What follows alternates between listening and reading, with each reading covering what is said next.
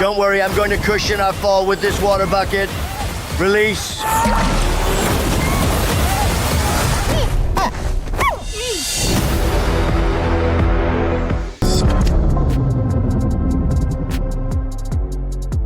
Batya, it's an honor to have you on the program. I've been a fan of your work for a long time, and this is a really special moment where we've actually watched the left side with the fat cat capitalists on Wall Street and the banks. Really, it's a perfect inversion from Occupy Wall Street. It's remarkable to see. It must be so repulsive to be these people. And it's got to be really great to finally be, it's great to be on the side of the working class in America. It feels good, actually. Thank you so much for having me. I'm a big fan of yours as well. It's really great to be here with you and your audience. This is what's so amazing to me is if you watch liberal media right now, if you listen to Democrats, if you watch how they're talking about this, they can't admit what's happening, right? They have no theory of mind as to why Trump is doing that. Have you noticed that? Because there is only one reason to be doing this, and it is to side with the working class against the fat cats on Wall Street who think that it is the job of the president to kowtow to them because for 60 years, American presidents on both sides have kowtowed to them. And for once, there's a president standing up and saying, actually, I work for the American people. Actually, I'm going to side with the American working class against the entire international economic global order.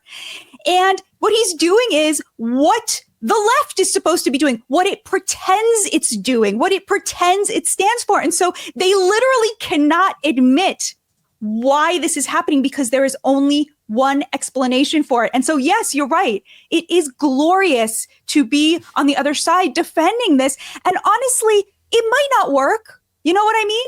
We don't have a crystal ball, right? We don't know what's in the future, but I will defend this till the day I die just for the bravery and the courage and the honor of doing what President Trump did.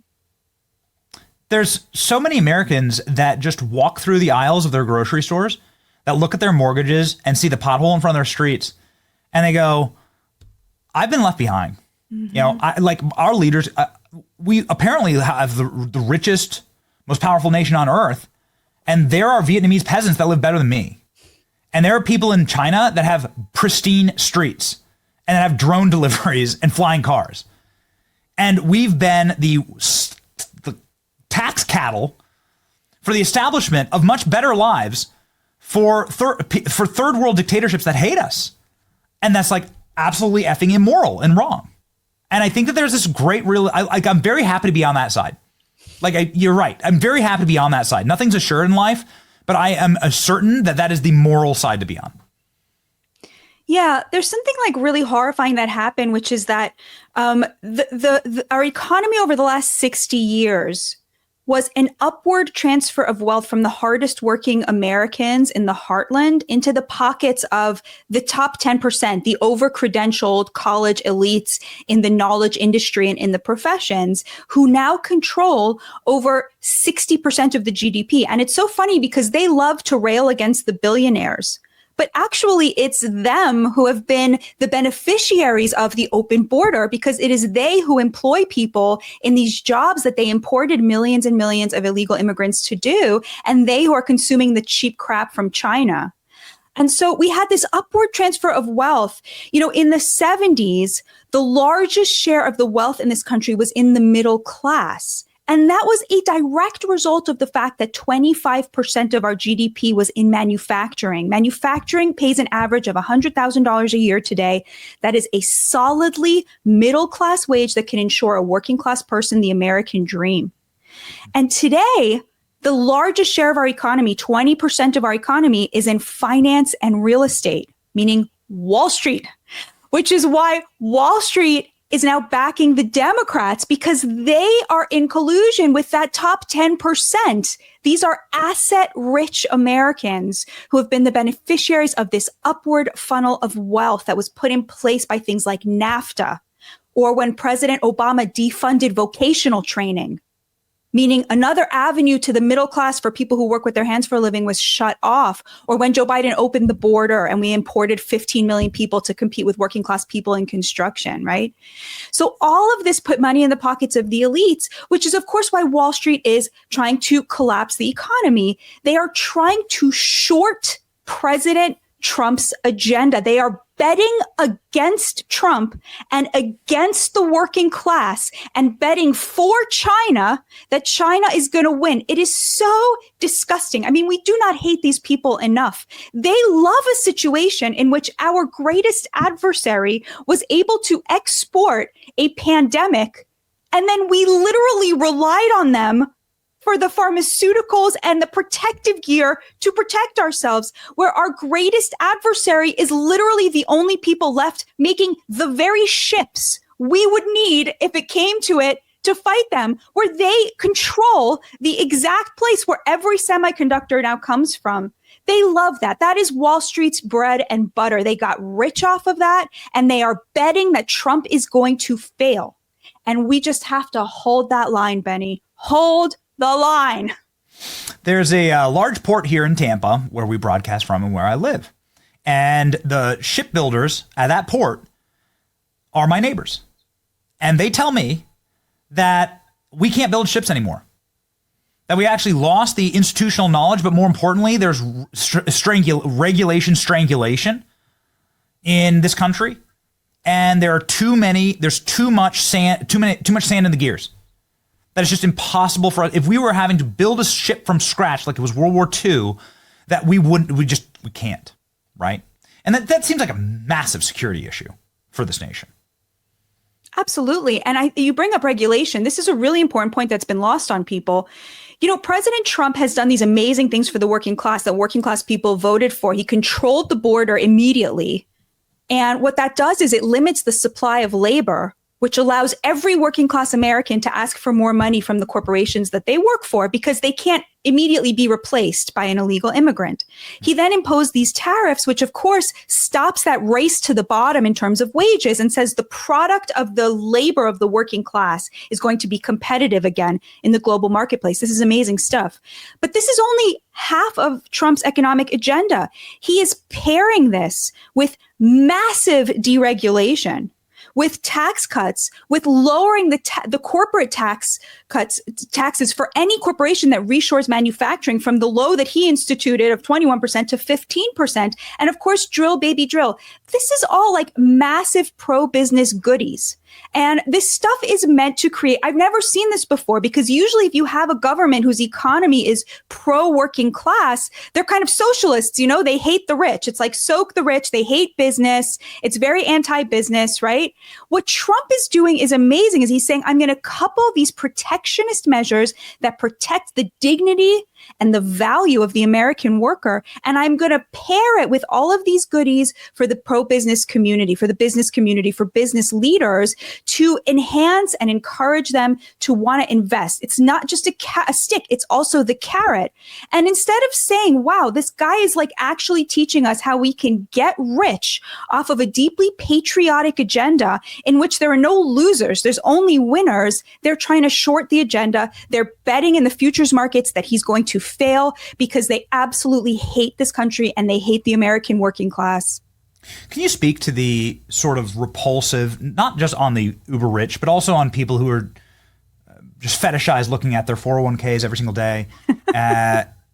Warren Buffett, crying in the casino, right? Like most people shouldn't own stocks. There are a lot of people who just don't have the temerity to own the stocks, right? And I got a buddy who sold everything in the crash of 2020, and it's like, dude, the market was back up in 16 months. Everything was back up, and you lose millions of dollars doing this. It's so dumb, and I just don't think that I think maybe it's people just don't have the brass for it. But the point is that I see the trade-off.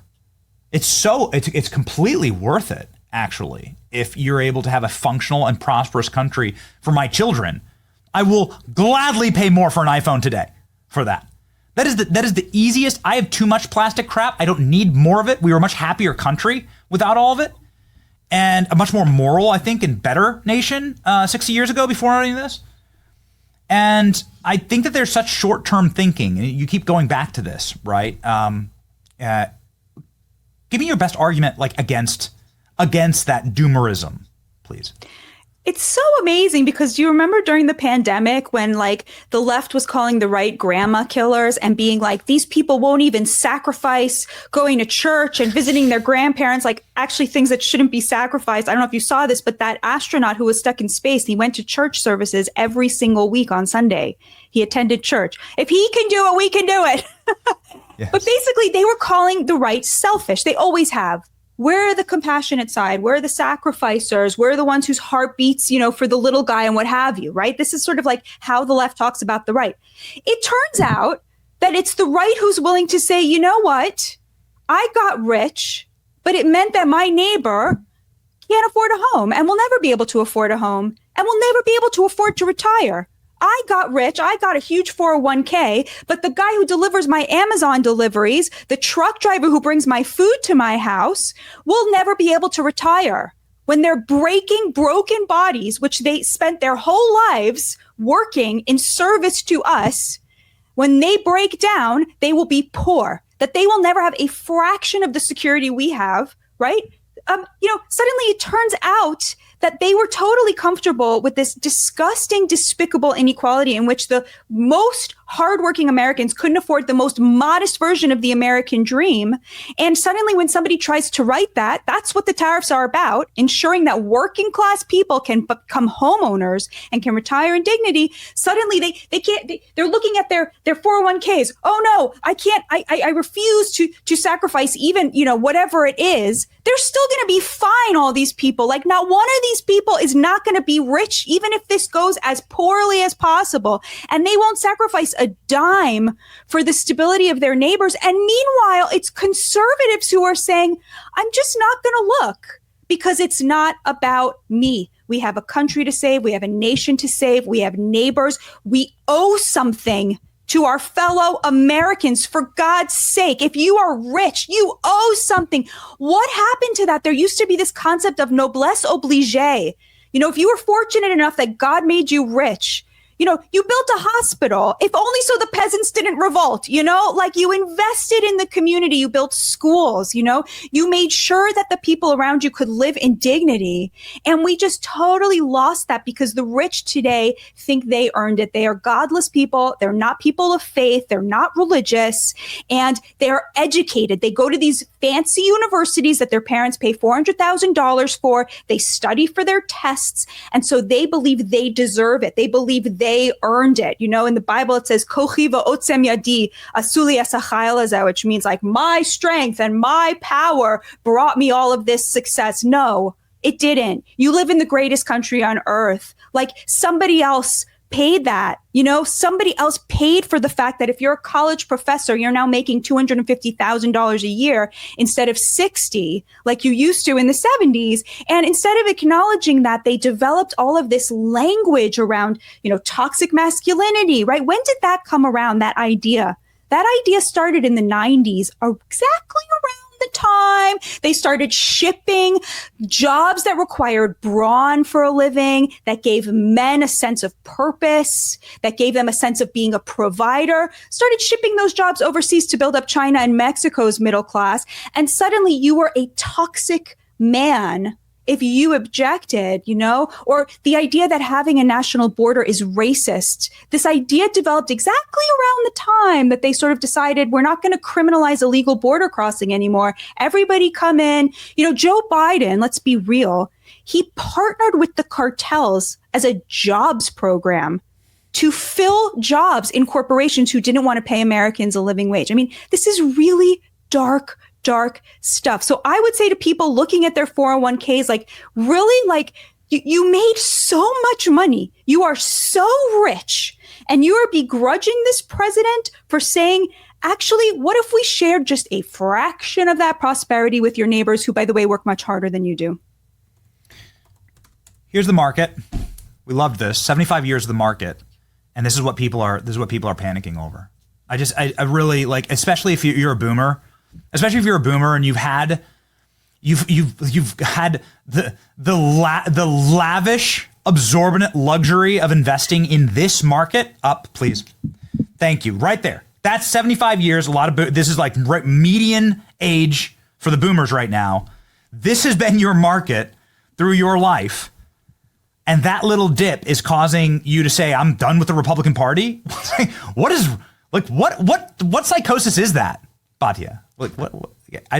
Well, I mean, the thing you have to remember is that there are a lot of people in the Republican Party who are not very happy with Donald Trump at all, right? If you think of the donor class of the Republican Party, these guys lined up behind Nikki Haley, Ron DeSantis. They didn't want Trump to come back, right? I mean, the rhino version of the party, the kind of country club, free trade, trickle down, all this stuff, like, it was very anti-working class. In fact, if you interview working class people, which I did for my book, Second Class, there's sort of one thing that working class conservatives used to hate even more than they hated the Democratic Party. And it was the Republican Party before Trump, because they felt like they had been sort of pimped out, right?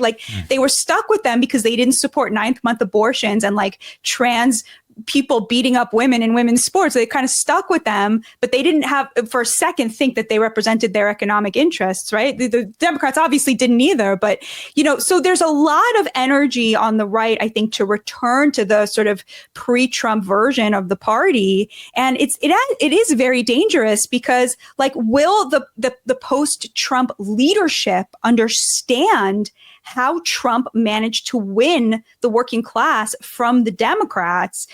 It's very important that be, and I'm not quite sure that lesson has been learned from the sort of rhino wing, which thinks that as soon as Trump is gone, they're going to go back to catering to Wall Street. So I want to put the book up here. It's everybody needs to go get Second Class, How the Elites Betrayed America. And very few people. A lot of people opining on this. It's amazing. All of the double masking experts have suddenly become tariff experts. All the black square experts, or the egg price. My favorite are the egg price experts. They've immediately become tariff experts. They go from posting the black square to double masking, right, to social distancing to tariffs to egg free prices. Trade. There you go. It's quite a degree. Please let me know where you can get it. Definitely the American University of the Bahamas. But here we go. How the elites betrayed America's working men and women. This has got to be joyous for you. It's why you're going so viral right now. That clip that you had on Piers Morgan is that was thermonuclear. Please explain, since you wrote the book on it, the best case scenario for what President Trump is doing right now. Where will we be in a year or two? Well, I can tell you where we are today. He's already attracted $1.2 trillion in manufacturing back to this country. So, already that, he started from day one. I mean, that first meeting he took in the Oval Office, I think maybe it was at the day after the inauguration, he hit the ground running. And so we're going to have a lot more manufacturing here. We're going to be weaned of our addiction of cheap goods from China. It's so funny because I think a lot of us obviously think we're buying too much crap on Amazon. I mean, that's a normal thing for a normal person to think, right? It's not like people aren't willing to rethink how they consume. You'll hear these Democrats being like, oh, well, I hope you liked your champagne from France, because that's not coming anymore. And it's like, who do you think is drinking that? You know what I mean? Just a fundamental inability to understand the kinds of sacrifices that working class people who have a lot less than the rich are willing to make to live in thriving neighborhoods with thriving neighbors who have access to the American dream. And, that's kind of the long and the short of it. So I think that, I think there will be a lot of countries that come to the table. We already saw Israel, Vietnam saying, okay, fine, we're willing to go to tariff zero. The big question is whether Peter Navarro is going to win this fight. He wants to keep that 10% tariff on every country because he thinks that it's going to generate a lot of income and wealth for this country. I think after the tax cut, there will be a lot less pressure on that side of the argument after the reconciliation bill is passed. And then maybe, there will be even better negotiations. The tariffs as a generator of income was never very central to how President Trump saw tariffs throughout his life, which he's been very consistent on. It was much more about he can't stand when the US is the patsy of the rest of the world. I mean, that's sort of like the long and the short of it. Like, he thinks it's undignified, and he thinks that it comes at the expense of the hardest working Americans. Like, this international global order, like weighing on the backs of the hardest working Americans. He hates that.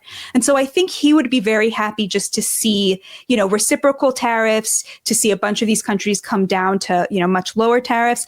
China, I think, is in a different, just a different category than the rest of these countries. So he sees China as a threat, both in terms of our economy domestically and also in terms of foreign policy. So I think that what happens with China will be very different than what we see with certainly other allies. And then, of course, the Canada and Mexico thing, this is the thing that people really didn't understand.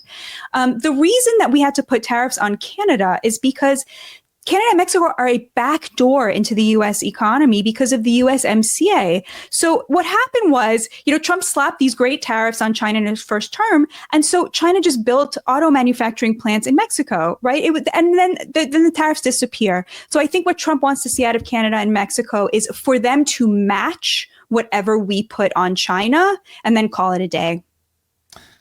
The more I read into this, and I just humbly went to community college in a cornfield in Iowa. But we're able to do pattern recognition on this program. We're able to read. We have the capacity to read and to listen. I got so angry. I got so angry looking at both parties selling us out. And this was a collusion between the Uniparty to destroy American manufacturing. They thought it was yucky. They thought it was dirty.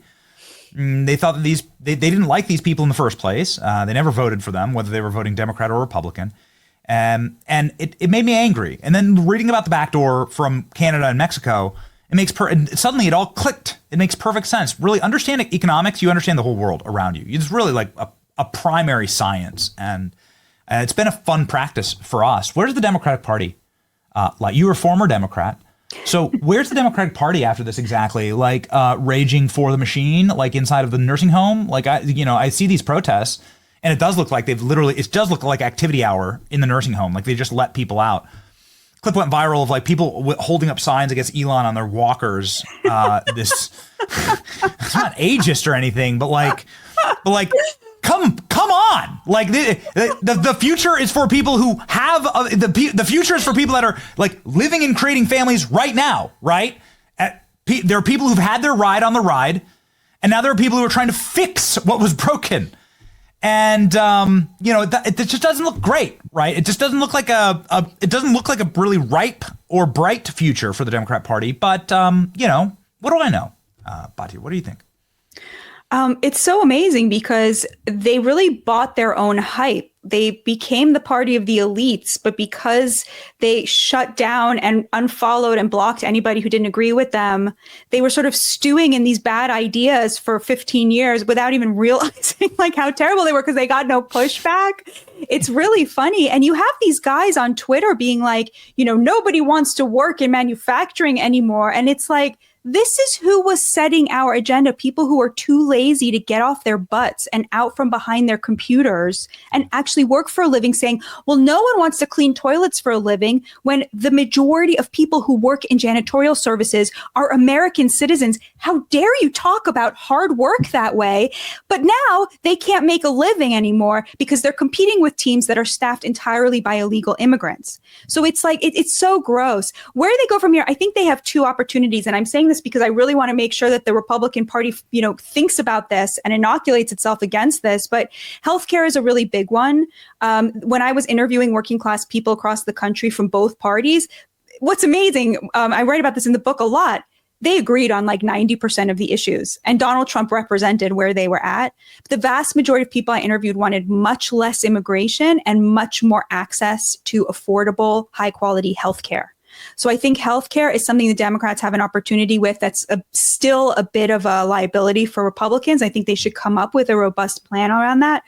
The other one is that, so the majority of the women that I interviewed, it was very interesting. I was not expecting this. And again, there was no difference between Republicans and Democrats. They would say to me, I would never get an abortion, but I don't support banning it because I wouldn't judge another woman who made a different decision. that's kind of where I think there's a radical tolerance in the American working class in general, among the American people. We are the most tolerant, loving people on the planet. That tolerance for difficult decisions other women might make, I think that it could, if the wrong person in the Republican Party is the nominee in 2028 who doesn't understand that Trump neutralized abortion because he was so clearly, he kept saying, I'm like Reagan, I support the exceptions. And at another moment he said he supports, 12 weeks, 6 weeks, what have you. But he made it very clear that he would veto a national abortion ban. And I think especially if he makes this a great economy in 4 years where people have a little room to make decisions based on cultural issues, I think this could potentially be an opening for the Democrats. I don't think they'll take either of these opportunities, by the way. They're way too lost. And both of these involve not supporting Tren de Aragua, right? Like, which they seem fundamentally incapable of doing. So I think for now, things are pretty good. But I think it's really important that people understand how Trump nailed the middle, the moderate, tolerant middle, in order to protect that legacy. If you go to school in the Midwest, like I did, the most popular thing that you will find in a high school is the shop class. To say that Americans don't want to work manufacturing, touch grass. Get out of your Upper East Side bubble. Like, get out of Palm Beach. In fact, get out of the Brickell, and go see. The shop class is the most popular. Half my high school was a shop class, effectively, to work on tractors and cars and large implements. This is and the men who want to do that, we need them. And so, yeah, from your mouth to God's ears, I really, really hope both parties are listening. Thank you. Yeah. Everybody needs to go get this book, How the Elites Betrayed America, Working Men and Women. And everybody needs to go follow Batya. This is a critical time, and it's an important time to get the messaging right. And I can't think of anybody better, quite frankly, who's built a career off of fighting for the working man and woman. And we hope that you'll be back. This has been a really fun conversation. So many places I'd like to go, but here we are up against the time. So thank you for being here. Please come back soon. Thank you so much, Benny. God bless you and all of your viewers. Thank you so much for everything you do.